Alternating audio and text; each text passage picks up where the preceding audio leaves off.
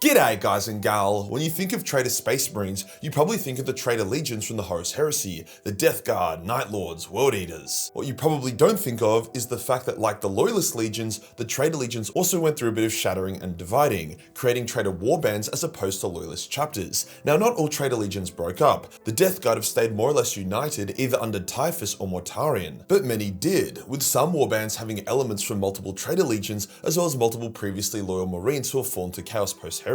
Some of these warbands are forgettable, barely scraping to survive. Others have become powerhouses in their own right. So today we'll check out 5 of the deadliest Chaos warbands, some of whom may even rival the Traitor Legions themselves. Before we get started, winter isn't coming. Things are heating up. That means 3 things. You're going to be wearing less clothes, you're going to be sweating more, and you don't need as much hair on your body. This is where Manscaped comes in. Manscaped is a range of hygiene and grooming products that are safe, easy to use, and covered in a thick layer of innovation. But what is really moistening my lips today is their new awesome color scheme and updates for the Lawnmower 5.0. White hot. This thing fucks. Even without being unbelievably aesthetic, this is the handiest tool in your male grooming arsenal. 60 minutes of battery life, waterproof, skin-safe technology, a dual temperature LED light, but wait, there's more. This new model also comes with even more features, such as a dual blade option if you wanted to use a foil shaver. I've been using Manscaped for years for my downstairs, and I've never gotten razor bumps, cuts, or nicks. Manscaped is more than just this lawnmower though. There's the Handyman, the perfect men's travel grooming companion, the Plow 2.0, a single blade shaver for when you want the cleanest of skin shaves, manly and mature smelling body washes and deodorants, the list goes on. So to get the sexy new Lawnmower 5.0 White Hot or any other Manscaped products for 15% off, then use my link below or code Majorkill15. Cheers to Manscaped for sponsoring this video. Today we'll go over 5 of the most powerful, deadliest Chaos warbands, detailing their origins, why they are so powerful, and anything else they've gotten up to.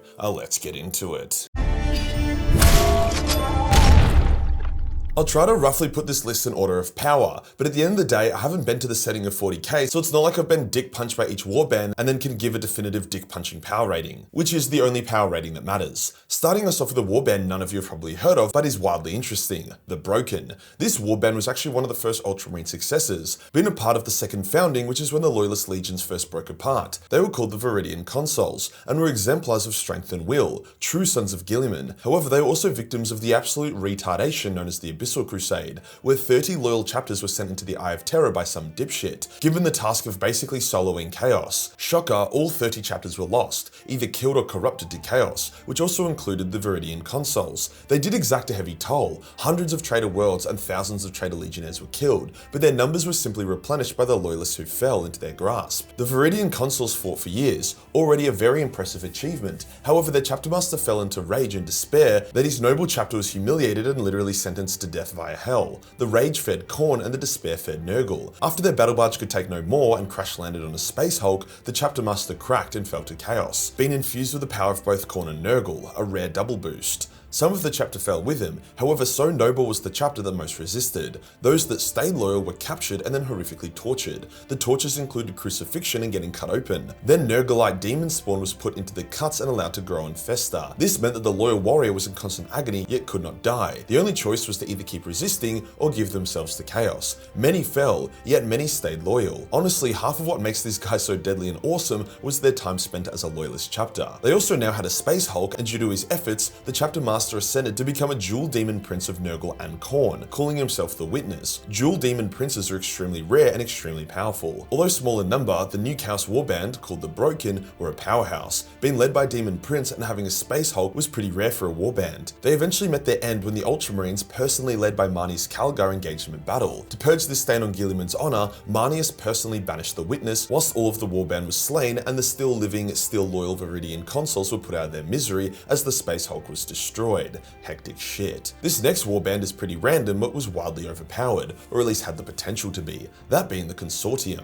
Fabius Bile's own personal warband made up almost entirely of apothecaries and mad geniuses from across the Traitor Legions. Now, whilst apothecaries don't often make for the best warriors, they can create abominations that fight for them, and with so many apothecaries in one place, led by Fabius the Clone Lord, they could easily create a force of Space Marines in no time at all. Not to mention, they were so valued as a resource that other Traitor warbands or legions would gladly aid them in exchange for help with recruitment. At their peak, they numbered nearly 200 apothecaries, which is nuts. However, it wasn't really a conventional warband. Fabius was at the head, but no one was really subservient to him. It was more so a collection of scientists that enjoyed working together and could learn from each other. A warband of convenience, where Fabius even encouraged independence as opposed to strict ranks. Unfortunately, mad genius scientists also have large egos, so every time Fabius was too busy focusing on things instead of the Consortium, shit went south. After every campaign, more members left, either sick of each other or having learnt enough and now keen to do their own thing. When Bile went to learn from the Dark Elder of Comora, the Consortium had a civil war which ruined their base of operations and killed a number of them. Eventually, almost all of them departed, leaving only a handful of loyal companions who continued to aid Fabius. Bile reflected that giving them so much freedom was a mistake, as the Consortium was one of the most powerful warbands in the galaxy and had access to immense resources. So whilst they no longer really exist, there was a time where hundreds of mad geniuses all worked together and achieved incredible things. Next up, we have the Sons of Malice, the only traitor warband dedicated to the Chaos God of Malice. Firstly, yes, Malice is canon. He replaced Malal, who is no longer canon due to copyright issues, hence the Sons of Malice are also canon. The Sons of Malice were a loyalist chapter that had a bit of a habit of cannibalism, which to be fair, a fair amount of loyalist chapters also seem to have. They were steadfast and a force to be reckoned with. However, the Inquisition found them unsavory and confronted them halfway through a sacred cannibalistic ritual. That was a bad call. The Inquisitor and her force were sacrificed and then eaten, which then got the Sons of Malice excommunicated and declared renegade.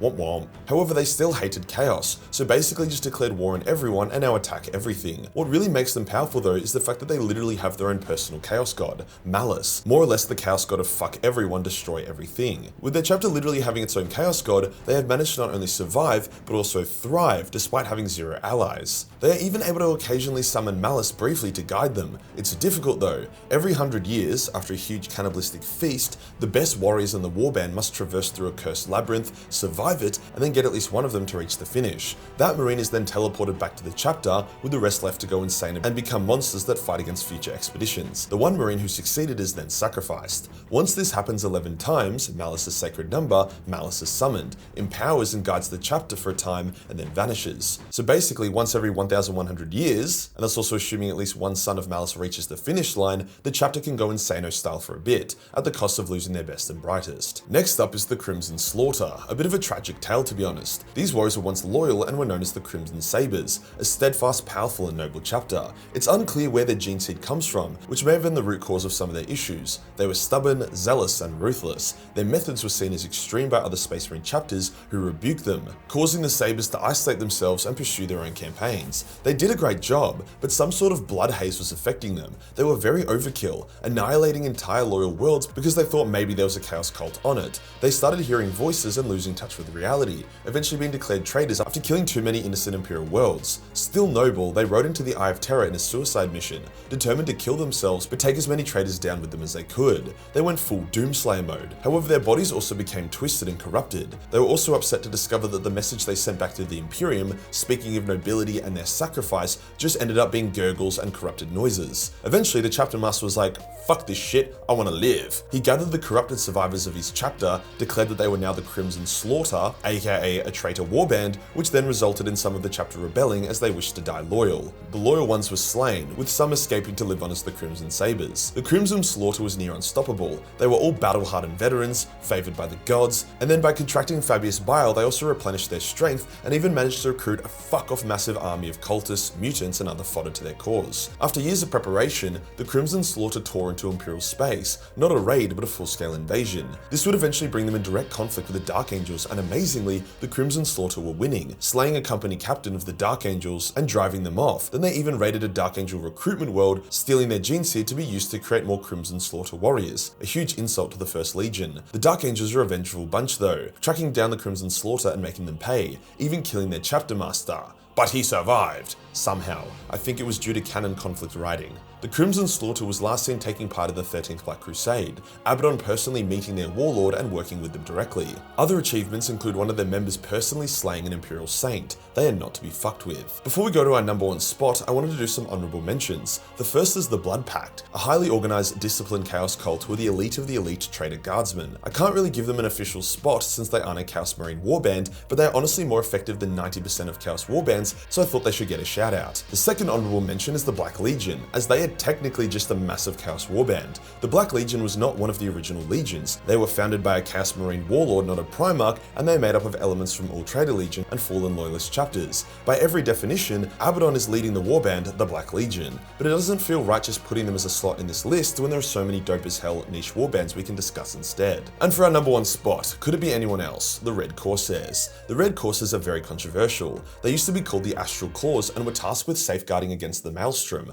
basically a less corrupted, less dangerous Eye of Terror. However, it was full of Chaos Warbands and heretics. The Astral Claw Chapter Master devised a plan which would allow the Loyalists to invade the Maelstrom and wipe it clean once and for all. However, the Imperium was like, nah bro, pay your taxes, since the Astral Claws wanted to maintain their resources to build up their fleet, weapons, and expand their chapter size. They got sick of the Imperium's bullshit, so they ignored them and built up their forces anyway. This resulted in a massive civil war, called the Bad Dab War, that saw both sides wounded and the Astral Claws fleeing into the Maelstrom, becoming the Red Corsairs warband. Their chapter master, called Huron Blackheart, was a brilliant commander, and managed to more or less subjugate the Maelstrom, bringing all of its warriors and resources to make the Red Corsairs an absolute powerhouse, numbering dozens of thousands of legionnaires or even more, entire battle fleets, and now they control an entire section of space. The Red Corsairs don't fuck around. They invaded the White Scars homeworld of Chagoris, have attacked and even beaten Gilliman, got involved in the War of Vigilus, and even now are fighting Tyranids. If there was a Chaos Warband to rival the Black Legion, it would be the Red Corsairs. If you enjoyed the video and you want to support the channel, then pick up the Fallen Angel of Blood. This insane model only has a few more days before it's gone for good. No STLs, no nothing, you don't want to miss out. Hit the subscribe button and hit the subscribe button for more Warbanded content. Join the Discord for more memes and I'll see you in the next one.